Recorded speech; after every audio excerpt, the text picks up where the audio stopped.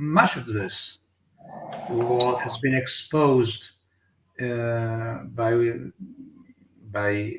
great scholar in this field, Bat many years ago, with in her most famous books, Eurabia, where she clearly and with documents very clearly, with evidence, show the connection, the very deep influence, and the plan between in Europe and and the Arab nation, the Muslim world, and with France leading the dance. And again, we see that France is leading the dance now with Emmanuel Macron, who is asking, who has been the first to say that in September France will recognize a Palestinian state. So it goes back to them and even further, and we can have just one whole podcast about the relationship between France and the Muslim world, with that date back to even to Napoleon III, who said that there was a statement he made then, calling France a puissance arabe, Islamic, an Islamic power. He said that France was, and I'm talking about. I think Mussolini echoed that to a certain extent, or the fascists, when he was described as the sword of Allah as well. I think there are some resonances there as well. Certainly, that came later, of course. But there is this deep connection, and today we have, of course, the power, the enormous power, the overwhelming power of money that comes from Qatar. Qatar is buying everything and many people, and injecting money everywhere and pushing forward the Palestinian cause. And of course, we know very well that Hamas has been behind Hamas. This is the main sponsor, the main financial sponsor of Hamas. We know that in France, especially in France, but not only in France, of course, Qatar has vast interests, and we know that it has a very strong lobby also in Washington, and it's spreading everywhere. And the big difference between Iran and Qatar is that Iran has this threatening demeanor. No, it scares, and even if people have been doing in Europe business with Iran for many years, it doesn't have this glamour facade that Qatar has, this smiling face that Qatar has. And Qatar is playing on many people and deceiving many people. And today it is the most dangerous Muslim actor in the Western world, because as I said before, it has an overwhelming power, and this power comes from money, a lot of money, and not a lot of people can resist the overwhelming power of money. And Julie, go ahead. I wanted to make sure I bring this in before we close. I don't know when we're closing. It's a thought I'd like to put out there, and I would like to suggest that the current Western craze for Palestine is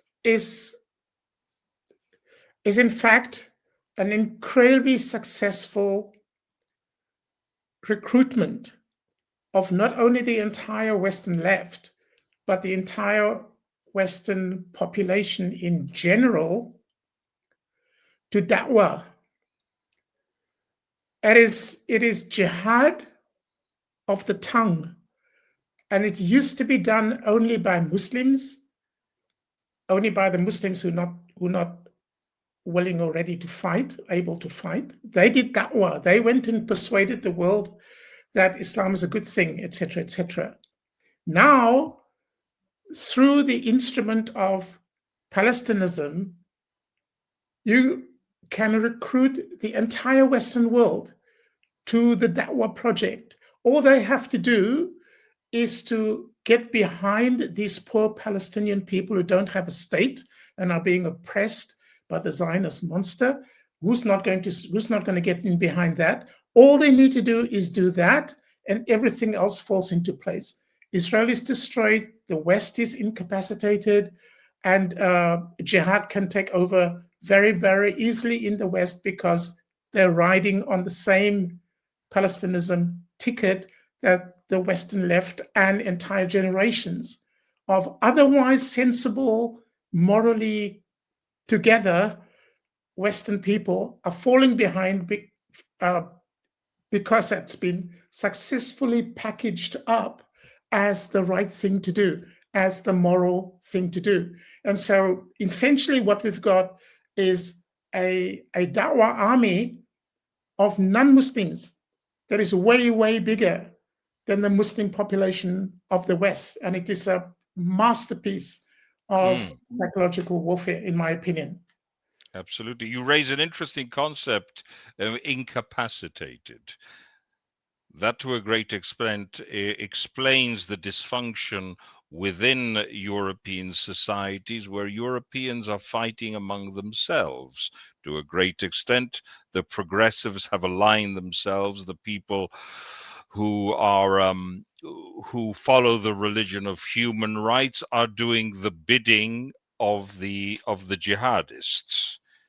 So it's pitting European against European as well. And I think this is one of the major problems that we have with regard to jihadism. That we have the collapse.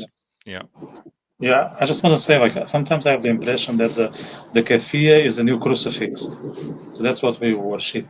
You need to wear it, or you need to have it at home, or you just need to be in love with it. If you don't flirt with that item, then there is something wrong with you. And if you don't show it on social media, it's not enough. Like, you need to be friends with that artifact. You need to show it, or you need to have it, on you, or somewhere in your home that you are part of the right tribe. And this is very scary. If it's all around an item, then as Marco just said, we are just zombies, and we don't want that. We want people to be free thinkers or critical thinkers, and not just following some sort of ideology, especially when it's against our own interests. So that's what we are seeing. It's sort of a suicidal walk, destroying us. It's very, very scary, because when you approach someone and tell them that you are there running towards the precipice and they don't know it, good luck with that. Well, Victor, we already have the Palestinian Jesus.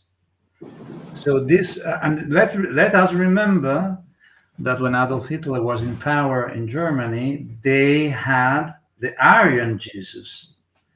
So we are going towards the same path of an ideology which is appropriating Jewish culture and transforming it and subjugating Jewish culture and Jewish history for its own intention. And as we know, Islam perceived itself as the first religion, as the pristine religion, and the only true religion, and which supersedes all other religions, of course, and certainly the Jewish scriptures, and certainly the Christian scriptures.